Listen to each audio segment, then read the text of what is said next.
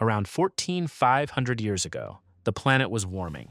The great ice sheets of the last glacial maximum were contracting northward. Forests were spreading across what had been frozen tundra. Megafauna, woolly mammoths, mastodons, giant ground sloths were proliferating across continents that had been locked under ice for tens of thousands of years. Human populations, operating as mobile hunter-gatherers, were pressing into newly opened territories across Europe, Asia, and the Americas. Every signal in the geological record points in one direction: toward warmth, toward recovery, toward a world coming back to life. Then, at 12,900 years before present, every one of those signals reverses in under a decade. Temperatures in the Northern Hemisphere drop 15 degrees Celsius, not over centuries, not over millennia, in under a decade. Forests collapse back into tundra. Tropical rainbelts shift southward. The megafauna begin to vanish, and buried in the earth at archaeological sites across 4 continents, at identical geological depths, there is a thin dark layer that marks the exact moment the world changed. What caused it is still contested, but the evidence left behind in that layer, nano-diamonds, melted glass spherules, shocked quartz, microscopic platinum, requires temperatures and pressures that the earth cannot generate on its own. The Bowling-Allerud interstadial is the name paleoclimatologists give to the warming period that preceded the Younger Dryas. It ran from roughly 14,700 to 12,900 years before present, and by any measure, it was a time of accelerating biological productivity. The Laurentide ice sheet, which had smothered most of North America under 2 kilometers of ice, was pulling back. The Eurasian ice sheet was doing the same. In their wake, exposed soil received sunlight for the first time in tens of thousands of years, and forest moved in fast across both continents, replacing the open tundra that had dominated the glacial landscape. The megafauna that populated North America during this period represent an ecological community with no modern parallel. Columbian mammoths, a distinct species from the woolly mammoth, larger, adapted to temperate grasslands, ranged across the continent from the Gulf Coast to the Great Plains. Mastodons occupied the forested edges. Giant ground sloths, some reaching 6 meters in length, browsed the undergrowth. American horses, which had evolved on this continent before spreading to Eurasia, ran alongside dire wolves and short-faced bears. Saber-toothed cats hunted them all. These animals had endured the full sequence of glacial advances and retreats across the Pleistocene. Periods of cold, far more severe and sustained than anything the warming Allerud could threaten them with.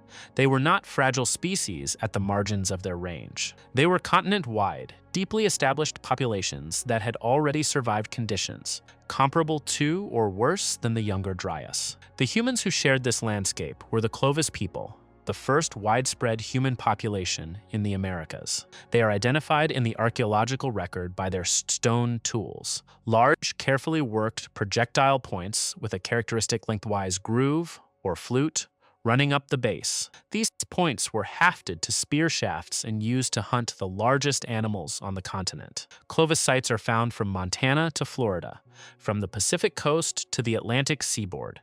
The culture was mobile, wide-ranging, and evidently successful. The warming trend was global. Paleoclimate records from the Cariaco Basin, north of Venezuela, document rising temperatures and increasing rainfall across the low-latitude tropics during this period. Greenland ice cores show consistently elevated temperatures relative to the preceding glacial maximum. The planet had been warming for roughly 1,800 years before the reversal.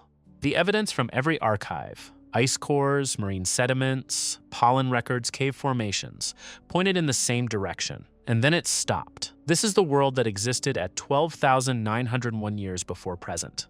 Water tables were high. Forests were dense. The megafauna were not in decline. Within a decade, the trajectory of everything in this picture reversed. Geoarchaeologist Vance Haynes spent years analyzing sites across North America that span the transition from the Pleistocene to the Holocene, boundary between the last ice age and the world we currently inhabit. He examined 97 sites. At approximately 2/3 of them, he found the same thing: a dark, organic-rich layer sitting at the exact geological depth corresponding to 12,900 years before present.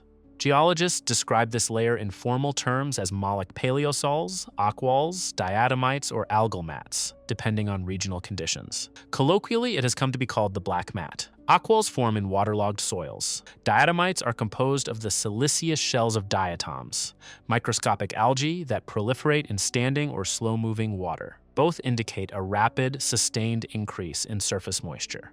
What the black mat represents physically is a sudden large-scale rise in local water tables, a direct consequence of the cooler, wetter conditions and sharply reduced evaporation that followed the warm, dry Alarode period. The mat formed quickly, and it formed everywhere. Its most significant feature is not what it is, but what lies on either side of it.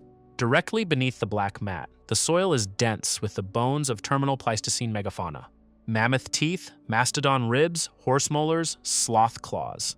Clovis tools appear in the same lasers: the fluted points, the bone-handled knives, the scrapers. The stratigraphy below the mat is an occupied world. Above the mat, these materials are absent, not reduced. Absent, no megafauna bones, no Clovis artifacts. The layer acts as a wall in the geological record, and on the other side of it, an entire ecological community has been removed from the evidence. The black mat is found at identical depths across 4 continents. The same boundary layer, the same temporal marker, appears in North America, in Europe, across the Middle East, and in South Africa.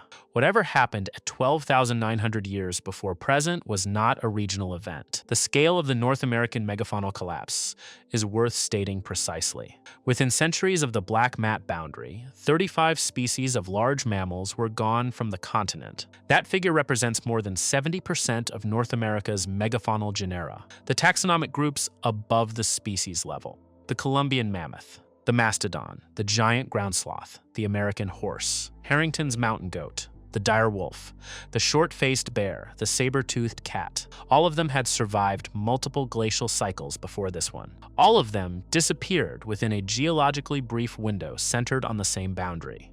The debate over what killed them has 3 positions. The overkill hypothesis holds that Clovis hunters, encountering giant herbivores with no evolutionary memory of human predators, drove them to extinction through sustained hunting pressure. This explanation dominated 20th century archaeology. It was the consensus position for decades, supported by the apparent coincidence of human arrival and megafaunal decline. The overkill hypothesis attributes the extinctions to the Younger Dryas climate shift itself, the sudden destruction of the vegetation communities these animals depended on.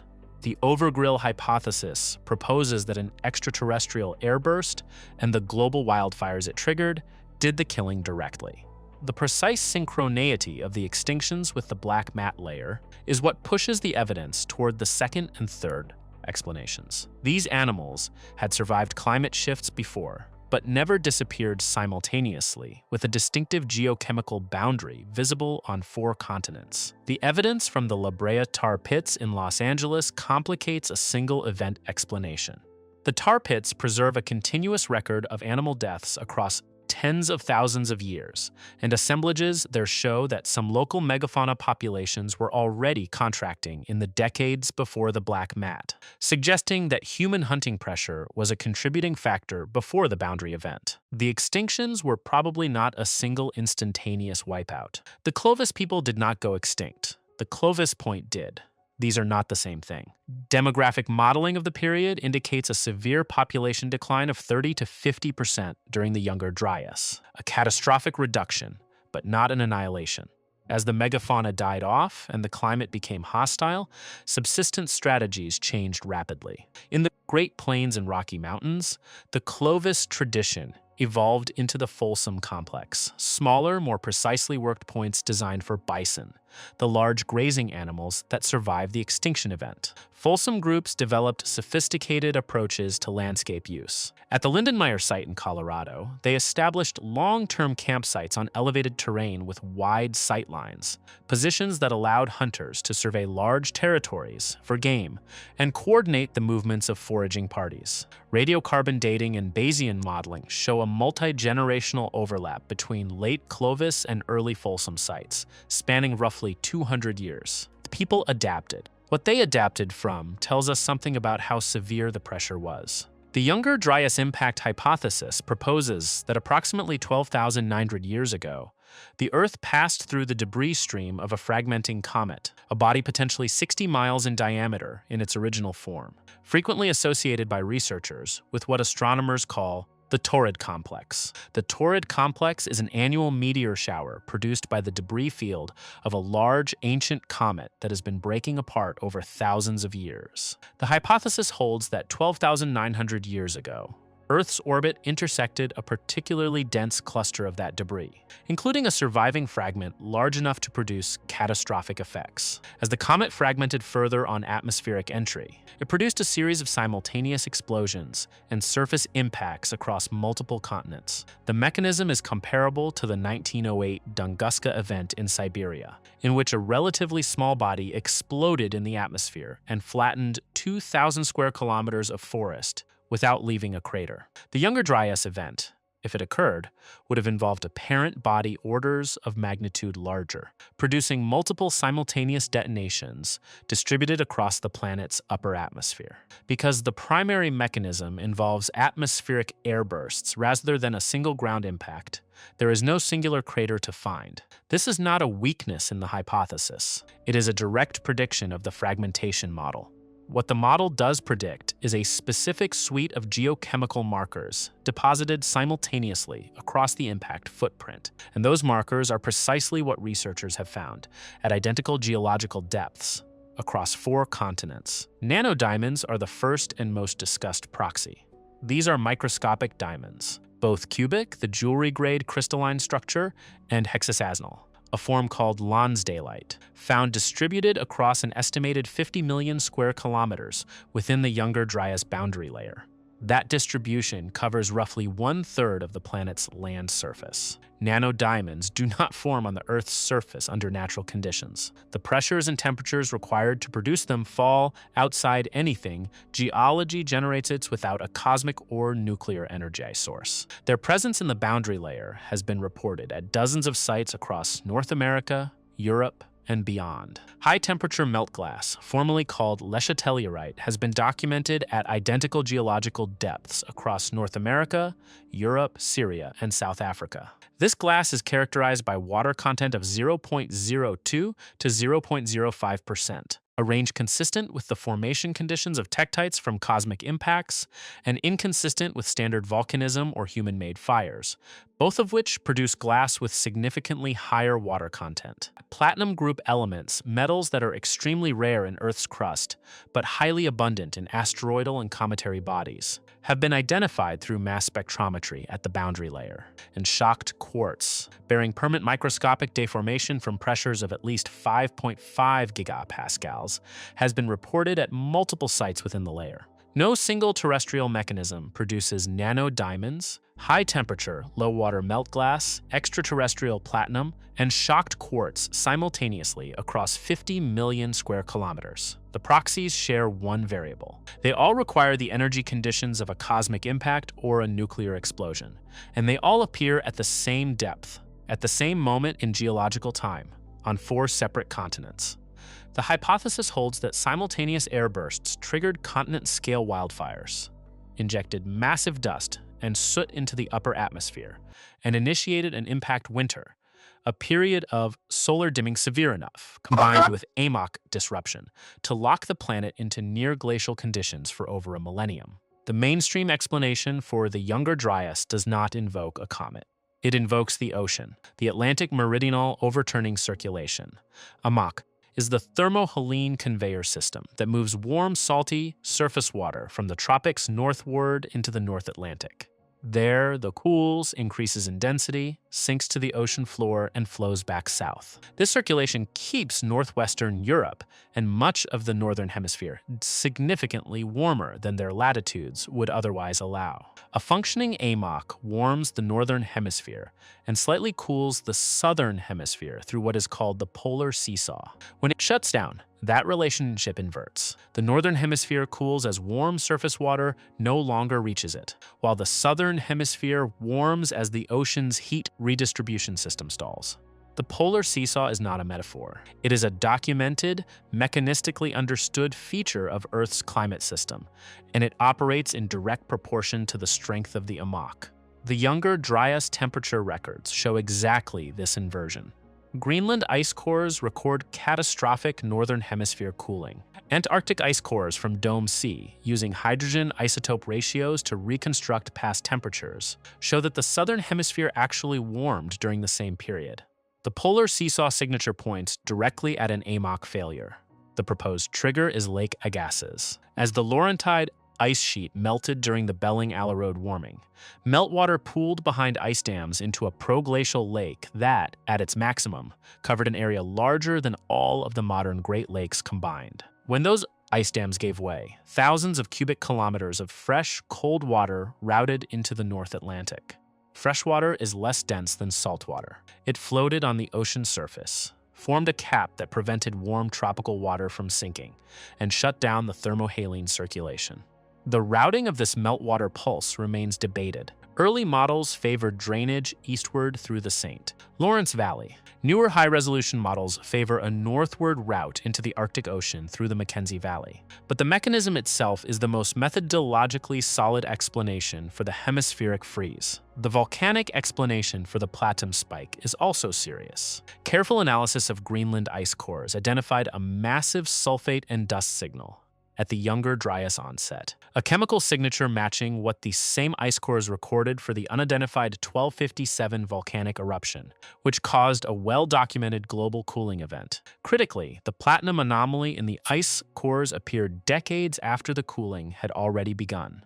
That timing rules it out as the precipitating cause of the Younger Dryas. The platinum and sulfate signature traces more plausibly to volcanic fallout from a large fissure eruption in Iceland, compounding a deepening cold phase the AMOC shutdown had already started. Some YEED papers have faced methodological scrutiny, including retractions in recent years citing issues with sampling controls and data interpretation. The hypothesis's evidentiary base is uneven, but the AMOC model and the volcanic model, taken together, still leave one site with no terrestrial answer. Abu Hureyra sits in northern Syria, in the valley of the Middle Euphrates. Before 12,900 years before present, it was a permanent settlement of hunter-gatherers, a community living in interconnected pit dwellings in a forested, well-watered landscape. The Allerode period had made the Levant unusually productive. Wild seeds, legumes, fruits, and berries were abundant enough that the people of Abu Hureyra did not need to cultivate food.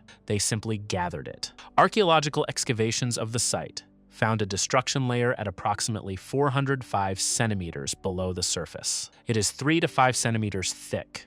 It is composed of charcoal-rich sand, and it contains evidence of temperatures that have no natural terrestrial explanation. High-temperature melt glass coated the village's clay building plaster, its chert tool-making flakes, and its animal bones. The molten glass droplets conformed to the ridges of the bones, indicating the glass was airborne and highly fluid at the moment of contact, which means the bones and the glass were in the same space at the same temperature at the same time.